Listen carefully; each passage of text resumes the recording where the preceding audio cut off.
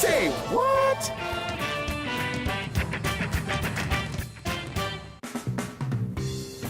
All right.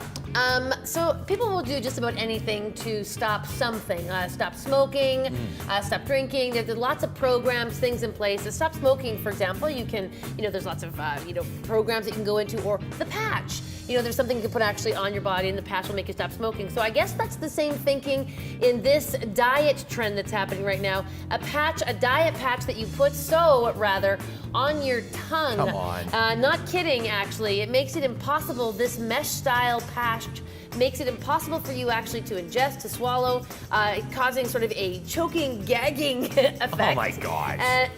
God, even you know what? Actually, I didn't even, this is horrible. I didn't even. You're right, it is. I don't even know what to say about this. Anyway, But you were saying people are losing 30 pounds a month? Up to 30 pounds of sleep. However, there's lots of side effects, as you can imagine. Making out is not an option. Sure, you may look great, but who wants to touch your nappy tongue after you've sewn it all up? Ew. Yes, so there's lots of different side effects. Apparently, like sleeping is one of them. Or not sleeping. Exactly. Like you just this thing on your tongue all the time. So it's kind of like why don't you just sew your mouth shut then, if that's the case? Yeah, exactly. It's right up there with, but apparently it's a trend right now. I had to lose 30 pounds, so I lopped my leg off. Exactly. Anyway, they're doing it. The Beverly Hills cosmetic surgeon said all his patients love it. Oh, that's weird. It's happening in Beverly Hills. Yeah, that's so strange. That's really weird. Have you ever heard of Pa Joe? Pa Joe. No. He's from Ghana. Well, here he is. He's a world-renowned coffin designer. Ooh. Fantasy coffins, as they're known, sometimes proverbial coffins, a tradition in Ghana where people believe in an afterlife and regard deceased ancestors as more powerful than the living. So caskets awesome. reflect a lot about their personality. Well, Pa Joe has inspired Nottingham, England's crazy coffins to roll out an entirely new line. Look at this, the chili pepper he designed. Look at these. These are coffins. These are awesome. Look at this. Right? That's a mobile phone coffin for real. Ooh, very nice, huh? I love these. It's crazy coffins in Nottingham, England. You go on the old skateboard. I don't know. There you have it. That might fit, depending on how you went out. That's genius. You know. And I'm guessing the thing is, I mean, obviously, I'm not going to take the conversation this way, but you'd want to keep these whole. You know what I'm saying? When you have the option for cremation or right. You're saying, look at that. You're not I love this. that. There's Pa Joe again. I love this. You're saying I'm not going to take it there, but I'm going to take it. But I just took it there. There you have it. Anyway, Pa Joe, Nottingham, England's crazy coffins. The sky's the limit. Brilliant. I guess, and it begs the question, what would yours be? I know, it makes you think. What would mine be? I don't know what it would be. Maybe Maybe I'll just kind of roll me up and put me in a bass drum. I don't know.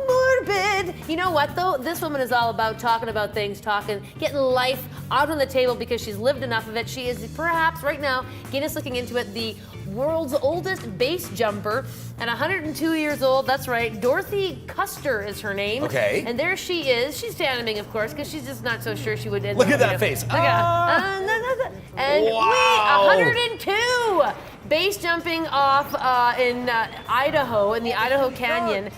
This was how she celebrated her 102 birthday. Good for her. I know.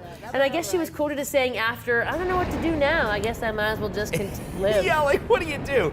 You go back to the old folks' home and Harold is still there. With the cards? Yeah. Want to play some cards? What'd you do today? Well, jumped off a bridge in the Idaho Valley. Wow. Base jumped. Unbelievable. I love people like that. They inspire an entire nation. So does this guy. Okay, let's roll the video, Cody. The drummer is Rob Scallon. The clapper, yes, the clapper is Brian Bednarik. Okay, now this was posted back in November 2012. Take a listen.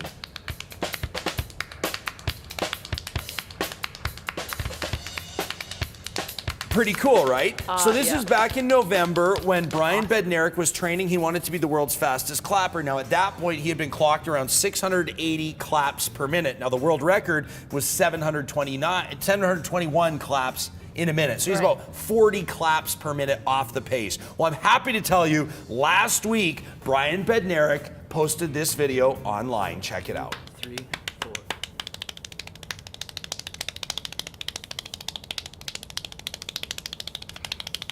Now, I won't make you watch the whole video because it actually kind of gets a little bit.